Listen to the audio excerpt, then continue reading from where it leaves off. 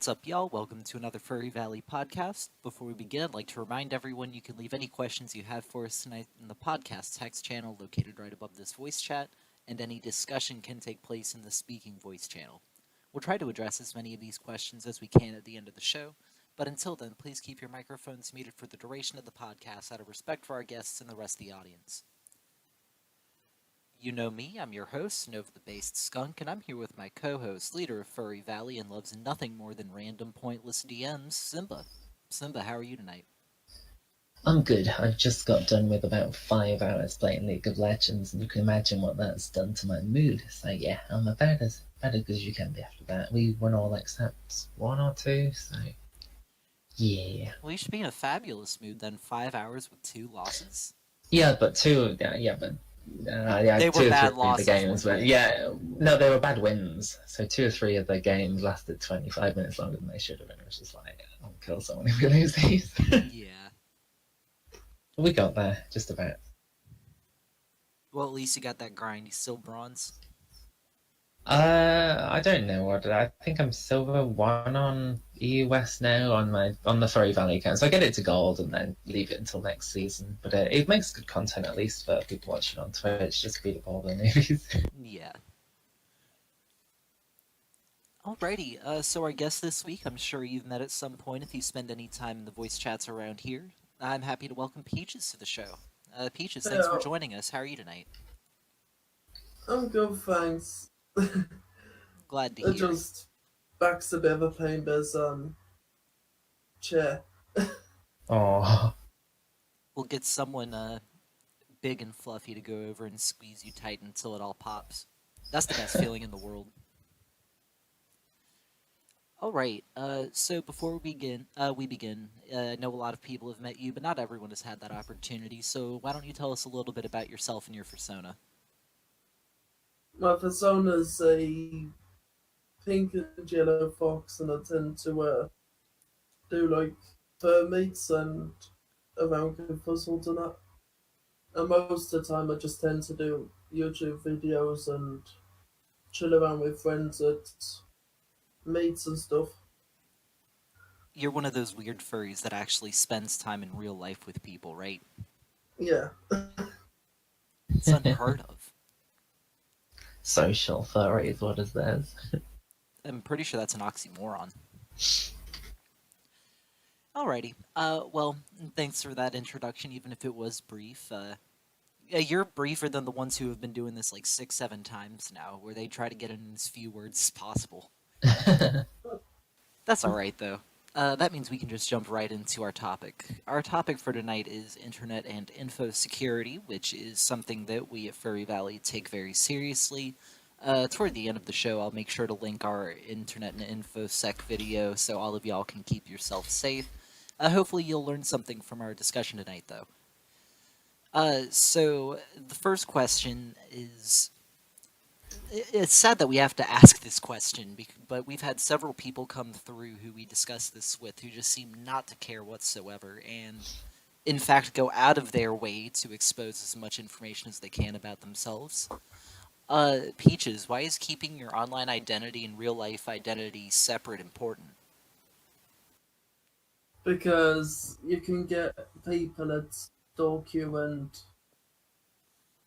you can get like weird phone calls like I've had in the past before. Goodness, you had people from online calling you? Yeah, Wow. Do you know who they were? no. Oh, what did they say? I just mostly hanged up the phone on them because I don't trust random phone calls. No. No. The only phone calls I usually do or talk to are friends. Mm. It's a quick aside, but I have to ask, is random phone calls not normal over there? Because we don't really have any telemarketing protections here, so I'm likely to get anywhere between 3 and 12 random phone calls any given day. It depends. I mean, most of the time I tend to use my mobile, but occasionally I know you can get random phone calls that people want to sell you stuff and that on usually on house phones. So you specified, Peaches, that these were phone calls from people on the internet. How did you know? Did they say that? Because the phone calls that I was getting was coming through Telegram. Oh, so it was people calling your real phone through Telegram Messenger. Yeah, Right, wow, okay. Yeah, I suppose it's not going to be because telemarketers through Telegram, is it? the Yeah. downside on Telegram is you have to use your actual phone number to Yeah, yeah, use Telegram. yeah, And when people message you, then Telegram pretty much adds them to contact. yeah. So they had your phone number, creepy people online. Yeah, pretty much. Mm, mm. Is that not something you can hide and prevent people from doing? There is a way to hide it, but it's usually when Telegram ends up updating, it resets all of it. So, just for our listeners who are curious about this, if you go to Settings and then Privacy and Security and click on Phone Number, then you can, there's a setting in there, who can see my phone number, and you should set that to nobody. If it's my contacts, then the people who you add as a contact will be able to see your phone number. So often if someone new messages you, there'll be a little message at the top that says, do you want to add contact or block or report as spam? And if you add them as a contact, they can get your number. So do be careful, but it's quite an easy setting to fix. As far as updates, breaking that go, I'm not too sure about that. I use a fake number on Telegram, so uh, I'm not sure. Did it tell you the Telegram identity of the person, or was it just a sort of number? How did you know it was from Telegram? Is it said the person's name and they just kept spamming the call on it. So So every time you the know call, who it was then? It said their name, yeah. But the odd right? thing about it was the person that did it after was trying to get in touch a lot. They completely wiped their Telegram account. Yeah, that's not good. And so what did you do about this? Did you report it to anyone? I reported it to a few in the other chats, and a few others Right. had the same issue with that Mm-hmm. person, but when they wiped the account, they completely wiped the whole Telegram account. Yeah, So you yeah, couldn't trace the at of the Telegram account anymore. yeah, yeah. Well, this makes a good segue into my next question. I know that a lot of people do recognize that there's a real phone number required to sign up for Telegram, but they don't really think about how that information can be used. So what do you think, Peaches, are some of the biggest vulnerabilities that people don't realize they have when it comes to staying safe online? What kind of things get people caught in that sort of ability to figure out who you are based on what you do online? Another obvious one is with your Google account because Google syncs all of your previous search history. But other people won't have your search history, right? No, but I know one that's illegal in the UK. You can trace people's location just finding their IP address, Okay. which is a thing that has happened to people in the past. Hmm. But it can pretty much find your IP address and stalk you for it. So it's sort of like a tracking thing, is that? Pretty much, yeah. Because your IP address is connected to your internet router, Yeah, so yeah. they're able to find pretty much the exact location where that is.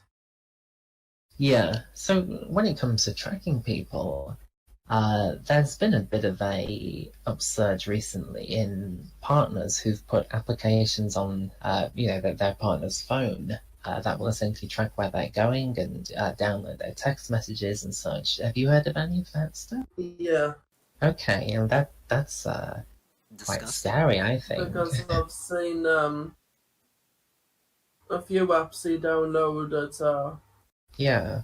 constant forces you to pay to get rid of ads, and Hmm. so some of them I've seen that they actually ask for your phone contacts through the app, Oh wow. which is Okay. clearly a giveaway that they're trying to get your phone number. Yeah, yeah. And if they get your contact, well, then they've got your contact phone numbers as well. And another one which I think may have happened with my really old like Android phone. Yeah. I had one that was before that, which was an iPhone 4S, I think it was, Mm. and I think my sister must have sold it to a shop or something like that, and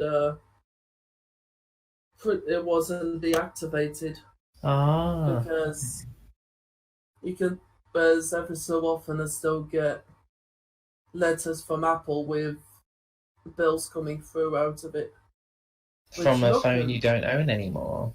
yeah, Oh which wow. Sounds like luckily you the need to call Apple. bills, yeah, Yeah. luckily the bills are not going through on my bank account, but it's Yeah. showing you the bills that people have used on that specific phone, but it's still tracking that phone. Yeah, it still must be frightening that getting, I mean, who knows how much they spend for something that you've not bought and maybe you're panicking about it. That's not nice. That's why you're always supposed to completely wipe the phone before you sell it second hand, Yeah, yeah. because it'll still come back to you with tracking. Mm.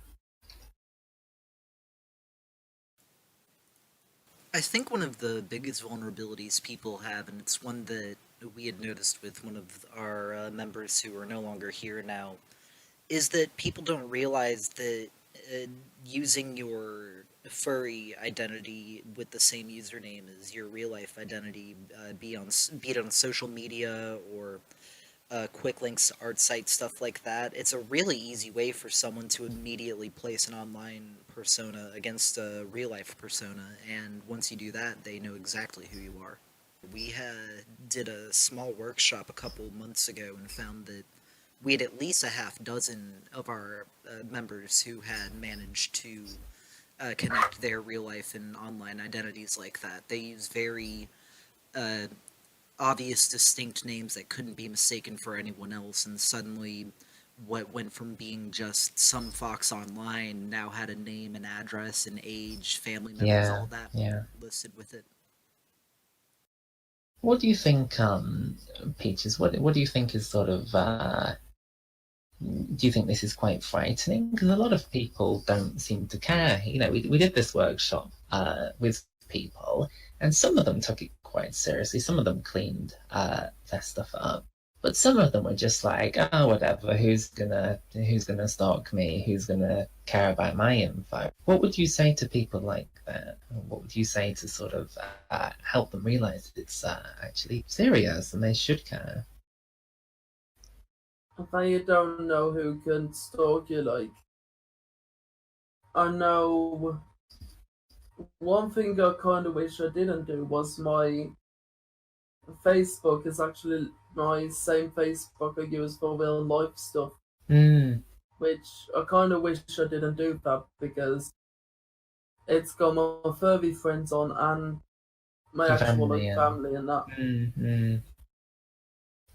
Do which you plan on do luckily you plan on no fixing it one's. or Might fix it at some point, but luckily I've not had any issues with that as of right? recently. Mm-hmm. Oh, so where do you go once someone has your information like that? It's once that information gets released, you can't just go back and disappear again. People now know who you are in real life. So what is it you should do should someone manage to find that information? Usually I would go to the police or go to one of the victim online websites you can go to Hmm. and usually fill out a form on there. There's, to be honest, the police will do a little bit of help, but they're not going to fully help you because I remember it was, I think, nearly 2 years ago now, which was my old flat. Ended up getting forced entry into with some people who wanted drug money from a previous tenant, Right. and all of the police did was an interview on the phone. So they didn't even bother visiting the flat to see if I was okay or to see if there was any evidence. Goodness. So they didn't know DNA or anything? No, Gosh. which so the police can help you, but they're You not think they as don't trusted as care? like the websites. Hmm. Hmm. So I'd say So, the victim websites will help you more than the police would actually help you. what kind of victim websites do you mean? There's online victim lists and you can like the online websites you can find. Do you mean like things like Samaritans, that kind of thing? Yeah. Or, okay, so it's sort of like helplines you can call if you're not feeling so good. But in terms of like practical help, do they do anything? Or is it just sort of emotional support? Usually with those it's emotional, like Right. practically you can get help on some of them, but Yeah. it's not all of them it's going to give you fully help, like compensation or Yeah. Yeah. helping find So, out what's going on and that. yeah. So Peaches, when you've had people from the internet cause you problems and harass you, be it by calling your Telegram or obviously I'm aware what happened to you just after Christmas with Yeah. that person who I'm not going to name. Did you go to the police about any of that stuff? And if you did, what did they do to help you? Luckily, after all of that, mostly it died down after a while, Okay. and then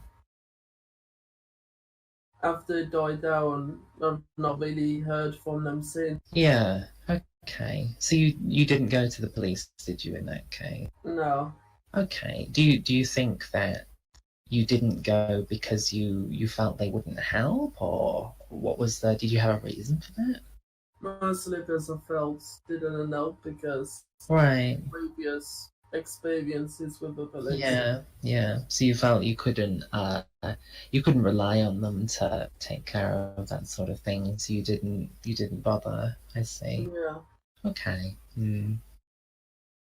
Yeah. I think and it's also because of obviously because I have autism and yeah. disabilities. It's one of those things that you tend to like keep it to yourself and not talk to anyone about it. Yeah, yeah, I know exactly how you feel. Obviously, I've got Asperger's as well, and people similarly try to attack me with this sort of stuff, and it can, not sure intimidating is the right word, but it can feel, not that you're embarrassed it happened, but you just rather wouldn't talk about it. You know what I mean? Yeah. Yeah. Mm, yeah, there are a lot of shitty people. I mean, is there anything? Obviously, you've mentioned that the police didn't help you before, so you didn't go to them with that. So suppose we both know who this person is. Suppose this person does more to you. What do you do at that point? What's your If sort we of do more, then it would make sense to go to the police if we carry yeah, on. yeah? Do you think you'd be able to? Do you think you'd give them another chance, or what? Yeah, I could give them another chance, but Mm, mm, if I do that, I would go to actually go to the police station, not yeah. phone the police up. Yeah, yeah. So you think if you go to the station, you get a better response, basically. Yeah. Okay. Yeah. Perhaps. I mean, I've never been to a police station. I don't know, but I have called them before. I called them before more than once, and um, yeah. I mean, over the phone, they'll give you a case number. They'll say, okay, we'll call you back if we get any updates. And I know how you mean with that stuff. So I suppose Because maybe they're when you limited done in what they the can tell you over the phone. I don't know. Who yeah, knows? because when you done the interview, all that Yeah, they done was put me on the victim list that the yeah, police have, which yeah, is yeah. a thing in the UK that if you a victim or say if someone breaks in or Hmm. physically hurt you, then they put you on the victim list for I think it might be like 5 years or something like that. Okay.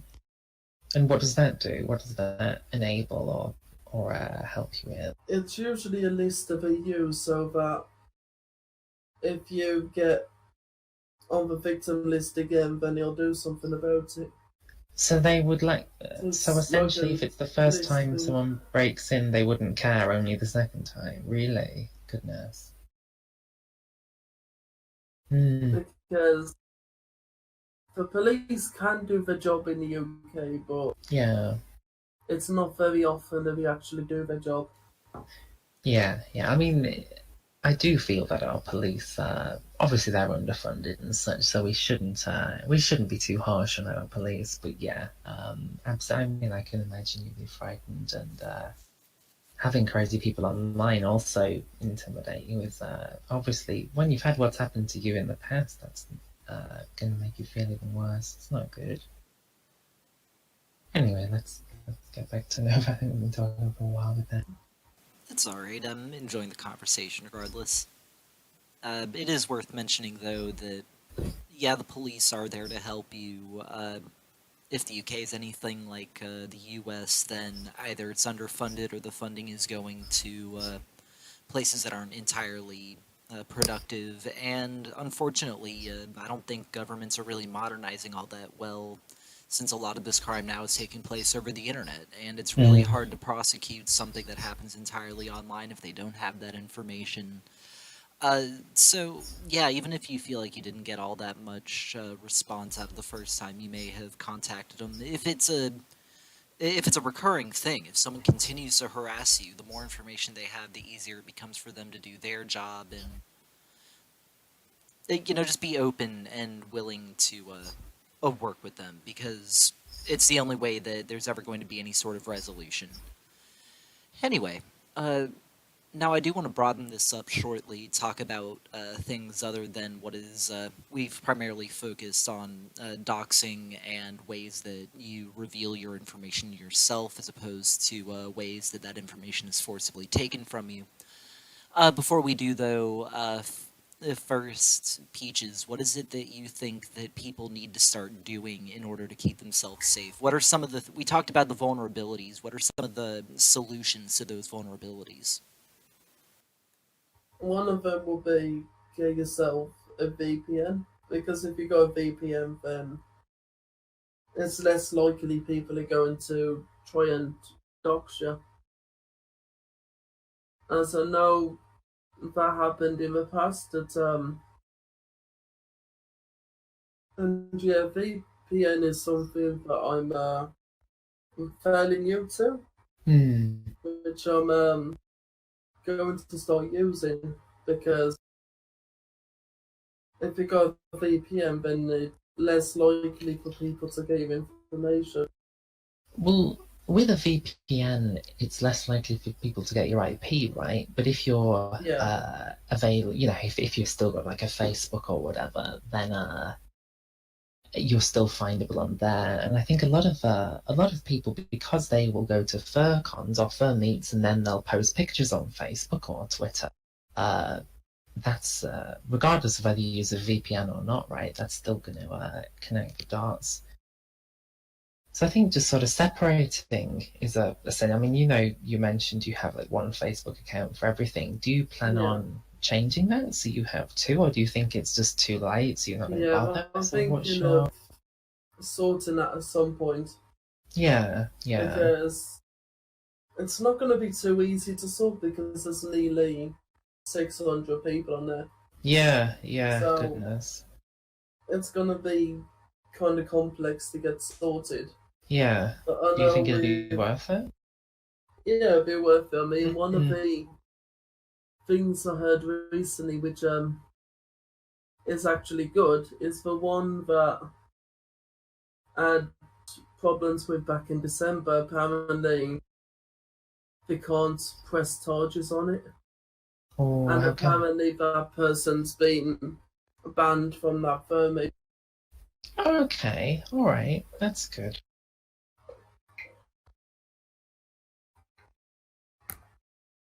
I think they're not able to press charges because the organisers of Fermi know he's a bit of a pain, Right. and they know he's a Okay. drama queen, so Hmm. Hmm. they tend to ban like drama queens and people that are known for causing problems. Mm-hmm. Mm-hmm. But you said that that makes them less willing to press charges.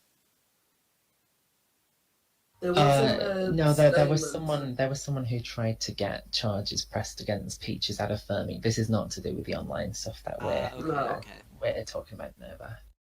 Separate thing. Just happens to be in December as well. which the only part of it which was kind of online was I also knew the person through Telegram. Okay. And one thing that happened a while ago, which was kind of odd, was I think he must have sold his phone second hand, and apparently the person it rang to was a completely different person to the one that's had the phone originally, Okay. which is one good reason why you're supposed to wipe your phone Mm-hmm. so that it can't, so that that phone number still isn't active.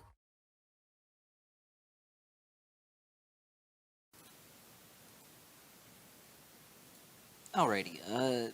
So I do want to broaden this a little bit, unless Simba, you have any more talking points specifically about doxing and such. Otherwise, I want to move on to things like spyware. Yeah, no, I think pretty much everything to be covered is covered there. Um, I think something which one more point perhaps that we raised to the people in the workshop that we haven't raised here is just because you think that you're nobody doesn't mean that people are not going to poke at you or harass you. A lot of people they're sort of opportunistic. So what they're trying to do is they're saying, okay, well we don't like furries or we just want to cause problems. Sometimes it's furries doing this. And they don't necessarily mind who they cause problems for. They'll simply look for, okay, well, who's the easiest to cause a problem for? And so it's like, I've used the analogy before of a sort of bike shed with a lock on it. So if you've got a bike shed and your neighbour's got a bike shed that's got a crappy little lock on it and a thief comes, well, they're going to go in your one because it's got no lock. Even though they could easily smash the lock on the other one, it's just easier for them to do it to you. And if you're one of these people who thinks that, well, no one cares, I'm just a nobody, and you don't protect because of that, then you're fairly likely to find that these people will target you just because it's too easy for them not to. Almost, there are too many horrific people online. But yeah, do take precaution, even if you feel that you aren't worth doing, or however you want to phrase it. Yeah, it's worth noting that there is a lot of targeted harassment where if you're a big deal, if you're poppy fur, then you're likely to get targeted. If you have any sort of personality people might be aware of, you might get targeted. But I'd say that at least half, if not more, of these people who would go out of their way to harass you aren't doing it for any other reason than it's how they get their kicks. They're not good people, and they're going to look for whoever they can, and the easier you make it, the more likely they are to target you in particular. Mm, yeah, that's exactly that.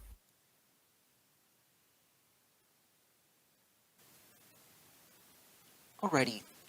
Um, Now, one little bit I did want to mention that didn't get brought up there is obviously any means that you have of keeping your safe online you should take.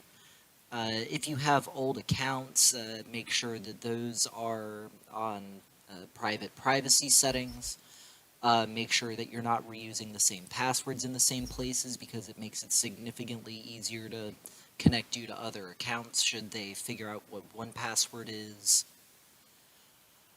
Uh, but yeah, so we're going to move a little broader now. I did want to remind everyone that you have your opportunities to ask any questions you'd like on this subject. You can use the podcast text channel right above this voice chat. If you're watching us on Twitch, you can also ask questions through Twitch chat. We're watching there as well. So what we've talked about primarily so far is social deduction sort of stuff, ways that people can figure out who you are or any of your other information simply by what you make available. But there are more nefarious ways of getting that information, usually through downloading programs or anything like that that isn't totally trustworthy. You can end up with spyware, ransomware, you can end up with a remote access tool on your computer. Back in the days of Java being the biggest deal and it would automatically run if you had that set up, someone could rat you simply by clicking a link and doing absolutely nothing else. So, Peaches, what kind of steps can you take to prevent yourself from inadvertently downloading one of these forms of virus? Obviously, have like McAfee virus checker on your PC or any type of virus program. And then also download stuff from trusted websites. As if it's a dodgy website, you're most likely going to get a virus. Yeah, I think just be careful who you trust. Even if a link looks sane, if it's from someone you don't know, probably don't click on it, right? Yeah, really what it comes down to is using your best judgment, and part of that's going Mm. to be experience. If you're brand new to the internet, everything probably looks safe, but um, if you're using something like Google Chrome, if it's a trusted website, it often has that little lock. Certificate thing. Yeah. Mm. Also, be careful whenever you're using even reputable download sites because there are people who will place ads that are specifically meant to look like download links. And if you don't know which one is the correct one, usually anything bad that comes from those are significantly more benign than viruses that are more with more distinct targeting methods. But it's still a potential danger factor. But yeah, Yeah, that's Yeah. why I recommend using ad blocker on most websites. Yeah, absolutely. absolutely. AdBlock Plus is wonderful. One trick you can do is mouse over a link, and if the link looks like it's going somewhere it shouldn't, then don't click on it. So don't. I mean, you can put some text and you can make it link to somewhere it's not the same as the text. Always mouse over a link before you click on it, like if it's in an email or on a website or anything like that. And if anyone ever sends you a link to a RuneScape login form, don't log Yes, oh my goodness, that's exactly what I was thinking. Uh, in. you need to have some sort of level of awareness when you're looking at a link. It's very common for any online game. RuneScape is one of the most notorious for it, mostly because the game is free. But they'll send you to fake jagex sites with titles that look very similar but aren't quite right. It might be Yeah. like privacy.runescape.com, or it might be runecape.com. Little things that you'd overlook if you weren't paying enough attention. Anytime that you're going to a site that you didn't expect to be on, you need to look for the little things that might That might make you aware that it's not legitimate or it's there specifically to try and victimize you. And if something looks like it's too good to be true, it It almost certainly is always too good to be is. true. Yeah. I mean, like a good example of that would be the H gate, What's which that? has a lot of like fake stuff on that site. Okay, yeah, not heard of it. Is it sort of like games and stuff, No, or it's more like fake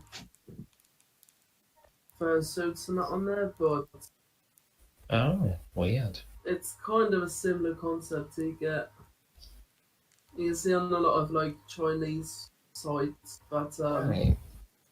they have a photo of an actual like fursuiter, Yeah. and if it found off like Google images, Hmm. and then they will actually put their watermark over it and Oh. say that Oh. that's the suit you're getting, when in reality you're getting a very badly made mascot. Hmm. So it's like a sales scam kind of thing.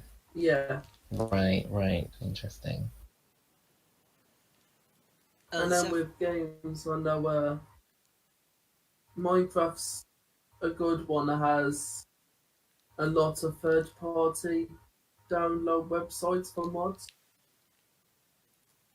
Yeah. Yeah. And I guess a lot of people who play Minecraft are just little kids who perhaps don't know any better. They don't know what to think of. They're just like, oh, I've got a new mod. I'll click on that.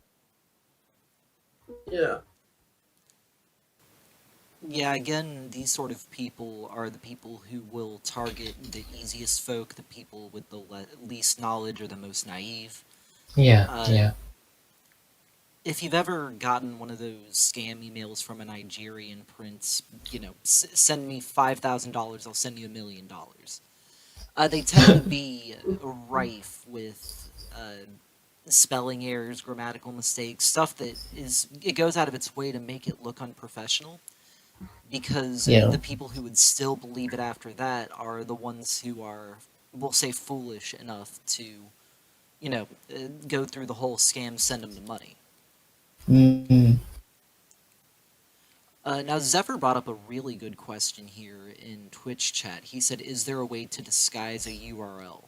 And yes, bit.ly and tinyURL both disguise URLs like that, and if it looks like it's on a reputable website, then oftentimes you won't think twice about clicking it. Never a good idea. There are websites such as Get Link Info, which you can post that link into their website. They'll tell you exactly what the actual redirect goes to. So yes, So there are just ways. to be clear, those are not really disguising the URL. They're a redirect service. So that's slightly different. It is entirely possible that on a website you can have a text link to https://runescape.com, and it actually takes you to a scam site. Now, the way you do that is you can simply set HTML so that the text that is displayed for a link is different to the link itself. So it's actually linking to somewhere different to what it says it's linking, and that's why you should hover over. So it's actually possible to disguise a URL directly. You don't need to use a redirect service or anything like that. Anything It's with something. This hot is why link you hover capability. over it. Yeah, absolutely. I mean, yeah, hotspots as well. That's why you hover over it, Zephyr. So if it says RuneScape.com, hover over it, make sure what left it is RuneScape.com, and it might not be.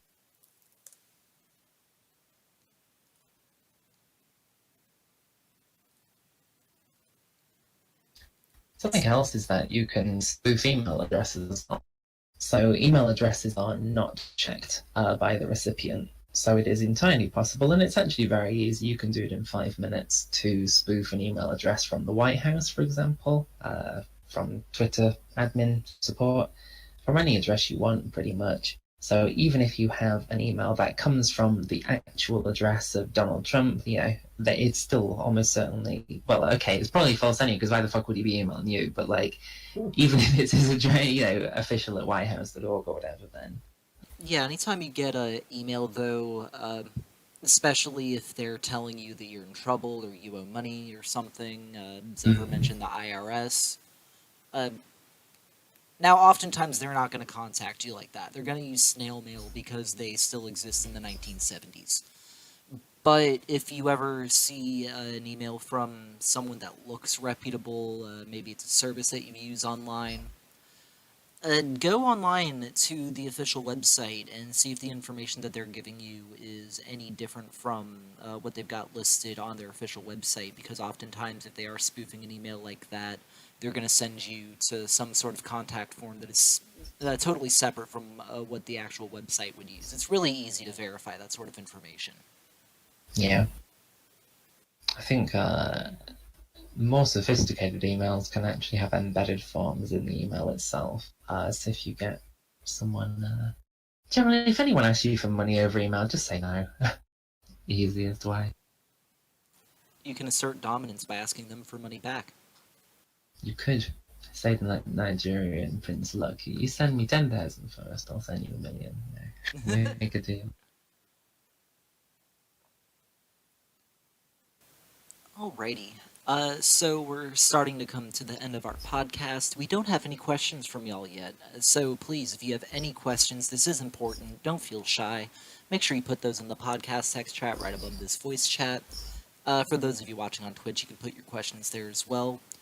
Seriously, there's no such thing as a dumb question, especially if it means keeping your identity safe online. Yeah.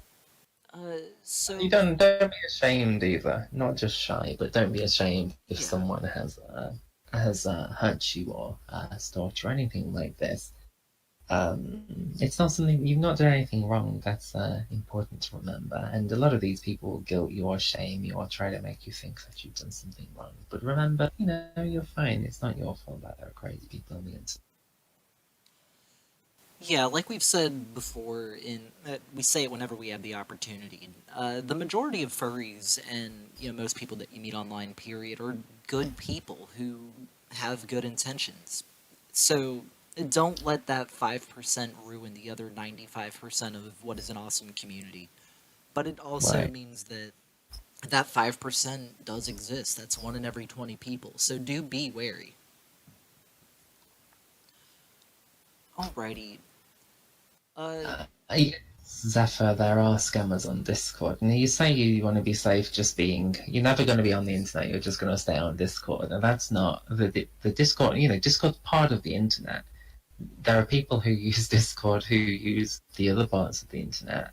So we're not trying to do in Italy here. We're not trying to quarantine various applications or whatever. We're simply saying that. Just have your wits about you. Don't just trust people randomly. If you don't know them. I get DMs all the fucking time from people I don't know. If it says I don't, if someone adds me, doesn't share a server, well, I just block them. Because, how often is it going to be the case, really, that someone who doesn't know you at all has to tell you something so important and the only way they can contact you is Discord? It seems silly. So, and same for Telegram. If anyone DMs me on Telegram, I pretty much always just block and report as spam. I have no interest in talking to people, especially people I don't know. Yeah. I mean, I remember way back in when 360 was a thing. And then later on the lifespan, you used to get emails that people used to send through text to you, which I never trusted because it wasn't friends. It was just, as I figured it out, it was actually robot Right, wow. sending the website over to people, which I could tell was a scam because they wouldn't normally send you a random website. Yeah. Well, one of the biggest indicators of a scam is anytime they try to send you anywhere than where you are in that moment. If the scam is going to take place through Discord, oftentimes they'll try to invite you to another server, or they'll send you a link to a website where you can get your free $5 on PayPal. For some reason, that's the really popular one on Discord, I've noticed. Anytime Free they try to Discord Nitro. yeah, our free Discord Nitro, anything that promises you something for free that would require you to go somewhere else. I Yeah, think the biggest lesson there is just like Simba said earlier, if it looks too good to be true, it's probably too good to be true. yeah. Nothing in life is free. Nothing worth having in life is free. Perhaps is better phrased. Alrighty, so we're gonna go ahead and move on to our audience questions. There's still time to ask questions if you have any, guys. Put those in the podcast text chat, or put those on Twitch if you're watching us there. Before we do, though, Peaches, I did want to give you one last opportunity. Is there anything that you feel needs to be said on this topic that we've not had the opportunity to bring up yet? I mean, a good example of one would be make sure that you only give your phone number on to your friends and that. Yeah, and I think Because, perhaps your email and other identities as well, you should just give to people you trust. And I'm gonna be honest here. Maybe it's a little a little callous and paranoid, but your furry friends online don't need your phone number. If they want to voice true, chat with you, if you use Discord, they can always do a Discord call. Right, because the right. only people that tend to give phone number to are like friends I've known for years. I The mean, ones I met in real life that I've known for yeah. a long time. So in your case, it's Peaches. Obviously, you go to fur meets, and so if there's someone at a fur meet that wants to call you for food or whatever, then that makes sense. The only situation I could think of where you might want to consider giving your phone number to someone online is there is an application called Signal. It's an encrypted messenger, sort of like Telegram, and you don't have an identity on it. It's literally just your phone number. Signal Messenger.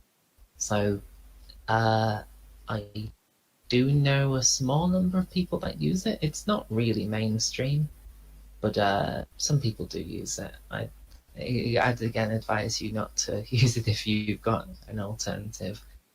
I don't know whether fake numbers work on it. I've never tried, never had to.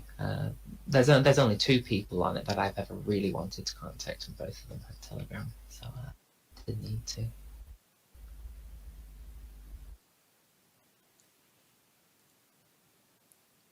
Alrighty, so with that, we're going to move to the couple questions that we've had. You guys are free to ask questions anytime before the show ends. We do still have some time. First, I guess we'll start with Zephyr on Twitch chat, who wants to know how you stop scam calls. Zephyr, I Okay. do believe you're American, so there is a government website called donotcall.gov. It's set up by the Federal Trade Commission, where you can register your phone number to not be called by numbers that have been already marked as telemarketing calls. Now, spoofing numbers has become easier and easier. I've been watching videos on scam call centers lately, and it takes absolutely no effort, but this will at least stem that issue. Uh, you can also send numbers to that website so they can get them added to that a telemarketing list. Depending on your phone provider, they might have their own services. I know that my phone provider has one that requires you to pay for it, and I'd had a free trial and the phone calls had basically just stopped. However, I'm not made of money, so I can't exactly afford that. But they do at least, if they let me know ahead of time, my caller ID will say something like a suspected scam or suspected telemarketer or something along those lines. So yeah, check out the government website. Check out your whoever provides your phone service and see if they have any tools like that. But there are ways to prevent that. Okay, we have another question in speaking voice from Shift. Shift wants to know what are some big scares that we've had as a result of cybersecurity concerns, if there's any we're willing to share, and how we solved them. Do either of you want to take that on? I Can think we go, one Peaches? of the biggest ones I've before was Not necessarily the calls one, but there was one before where there's people just keep messaging of the same thing. So someone kept messaging you that just the same thing from. One thing I've noticed recently as well, which to me is a little bit stupid, is that I'm getting on a few of my videos getting comments for people that want to know how to do the thing through the video, but for some reason they're sending their phone number for you to phone them to tell them how to do it. Oh, Which that's for really me weird. is a bit dumb because, like, yes, it could be a fan, but you don't know what their intentions is Yeah. when you phone them. It could be a really expensive number that you call Yeah, and then like they take money from Australia or you. something. Yeah. Mm. So I've called a few friends before from Australia, and now one does cost an arm and a leg. Yeah. Yeah. It's a Yeah. particularly big issue if it comes from like the Caribbean or the Middle East or somewhere. It can be as high as several dozen dollars a minute. I think what I'd answer for that is um so I've been around on the internet for a long time, and a lot of people have done a lot of attacks towards me where they try and fuck with my real life and stuff. So I think by this point, personally, I'm fairly desensitized to it. Uh, these people will throw things around on hate websites and such, and it's it doesn't faze me at this point. But what bothers me much more so is oh, Nova's left. He's back. What bothers me more so is when they go after younger admins who are really vulnerable. So, for example, we had a Minecraft admin who was 14 at the time, I think, and his information was on one of these hate websites where the people who do this, as I say, they don't care about who you are. It's literally just, well, can we do you basically. Um, and this kid was in tears, and he was like, Simba, why are these people like this? Crying to me. He just wants to build stuff on Minecraft, and he's like, that sort of thing. It's not that it scares me, but that angers me and it upsets me because it should be the case that we live in a society where a kid can build shit on Minecraft and not have to worry about fucking nut jobs on the internet. And the fact that that's not the case is a problem. And it's not clear what to do about that stuff.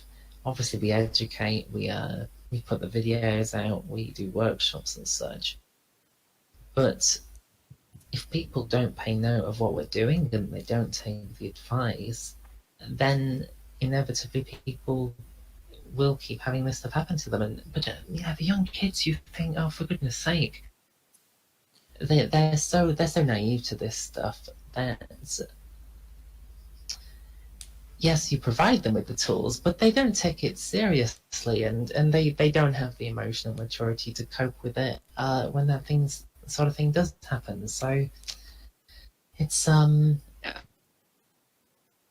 it saddens me when that kind of thing happens. I'm not really sure what to do about it. The government has to solve this sort of thing, but the government lives in the dark ages when it comes to the internet. So I don't think they're going to. So yeah, troubling for sure. It really is sad. A lot of these people do it for financial incentives, and that's already amoral, if not immoral itself. These Yeah, people. but at least you can understand, like, okay, well, they're trying to do it for money. It's very different when it's It's like, okay, let's make a 14-year-old cry because, haha, that's yeah. not It's cool. it's And people. some of these kids, they will be really vicious. So it's not just that they'll get their information. They'll then contact their parents and say, oh, by the way, your son's gay. He yiffs with people online. And if their parents are homophobic, then that's, you know, That can be a death sentence. Right, Yeah. exactly. And I don't understand why. You have to think, what kind of sad life are these people leading? Where that's funny? Hmm, I don't Fortunately, like it. I hate people. This sort of crap riles me up because it's like, it just shouldn't happen. I mean, it's bad people doing bad things. Yeah. Fortunately, there is some precedent being set, at least in the United States.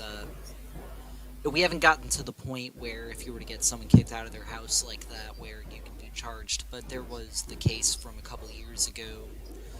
Back when swatting was LOL, we just sent this SEAL Team 6 to some random kid's house.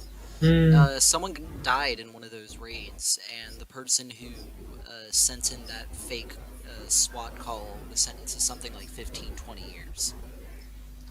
Yeah, but I think a lot of these people online feel enough anonymity that they don't give a shit.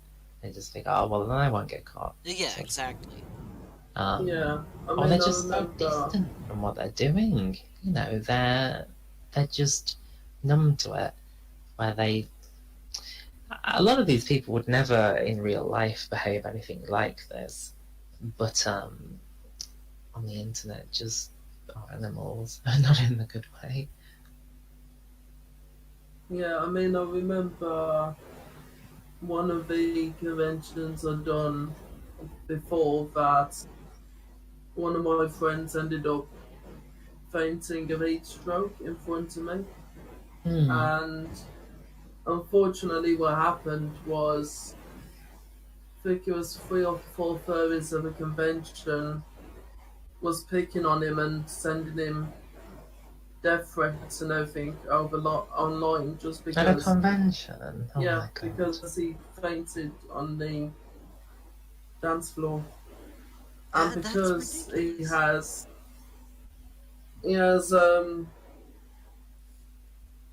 PTSD because Yeah, he's an ex military. yeah, So that kind of stuff isn't right, especially if an ex military has experience in that stuff in the past. yeah, yeah. There are a lot of furries who are bad people. I don't want to say that. It's my fandom, right? But it's true. Yeah, not good, not good, not good. And it's not clear how to fix them. Well, the problem is the reason that people seek out the furry fandom in the first place. They feel that they're They're fucked rejected up. by real life, so they go Yeah. somewhere where they feel they have a level of control. And instead of embracing the goodness that the fandom brings, the fact that we are people who accept you regardless of your sexuality or if you're Mm, neuroatypical, they instead use it as their little playground to feel superior. right, I mean, that story right, that right, Peaches right. just told, I cannot imagine the logical progression that led them to LOL, you almost died on the dance floor. I'm gonna send you death threats. What kind of fucking sense does that make? Yeah, I mean, eventually they ended up pretty much getting permabanned from the con, which is the best thing a staff can do, honestly, because Wow, the staff actually took action. yeah, That's they actually permabanned them from the event. okay. Well, that's good. So, them kind of people, frankly, don't deserve to be at a furry event, to be honest, Mm. So because most of the Shifter, people are there to have fun and chill yeah, out with yeah. friends. So Shifter qualifies the question by asking how did you solve the problems? So I think we educate, we do our best to provide resources to uh, people who are having these issues or people that we suspect might be the admins or members or whoever. This is available for free on our YouTube channel. Um, but you can only do so much. It's kind of like the horse. You take it to water and you make sure it's got what it needs. But if it chooses not to take what it needs, then it doesn't have what it needs. Um, yeah, you can only do so much. And sometimes the what bothers me is not that people have these issues, but that when it becomes clear they have these issues and they have been given a solution, they're just like, no, I don't care, don't give a shit. And it's the same people who then come to me 3 months later, like, Simba, someone fucking did this to me. And I'm like, I kind of helped you with it. You should have, like, listened. Yeah, I don't know. People suck. And the issue is that once something is out on the internet, it's there for good. You can't just Mm, make it go away. So, once your information is out there, you know, you can make drastic steps, you can try to move and stuff like that, but really all you can do, should there be a major security lapse, is try to prevent it from happening to other people. yeah.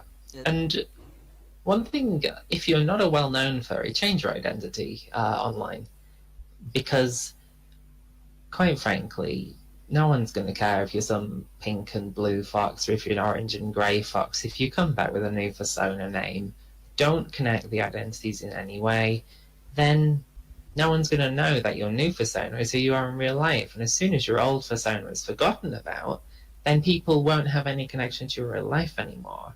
Now, for people like me who own fucking ginormous community, it's a little bit more difficult. But most people can do that no trouble.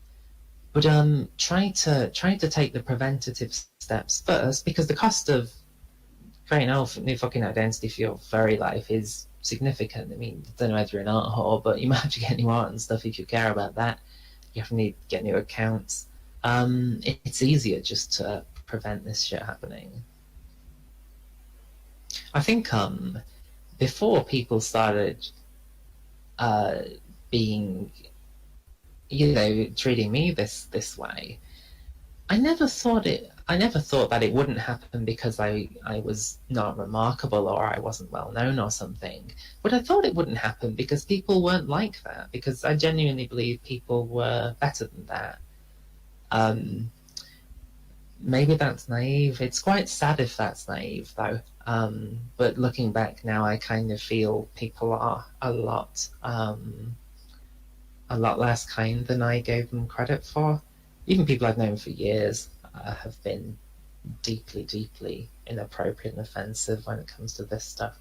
I'm not going to go into details.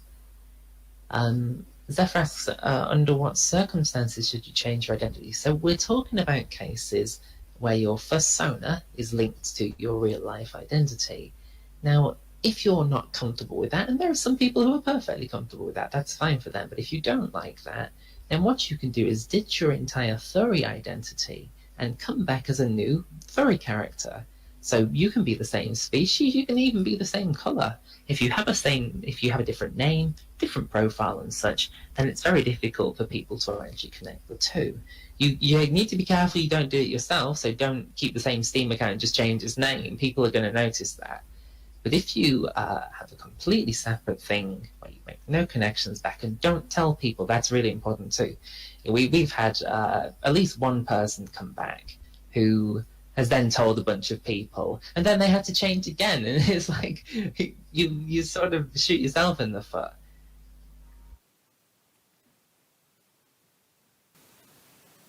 Alrighty, so it is about that time to wrap up. Before we do, is there anything else? I know that this is a really important topic, so I want to make sure that we have the opportunity to say everything that needs to be said. Is there anything else that you'd like to add before we go ahead and close for the night? Yeah, I think be careful. Don't trust people you don't know. Is the first thing to say, and even be careful trusting people you do know. As mentioned, I've known some people for 12 years who've then gone and told bad people things they should never have said. And that's just one of the things. So if someone doesn't need to know something, don't tell them it. It's a good rule of thumb. Absolutely.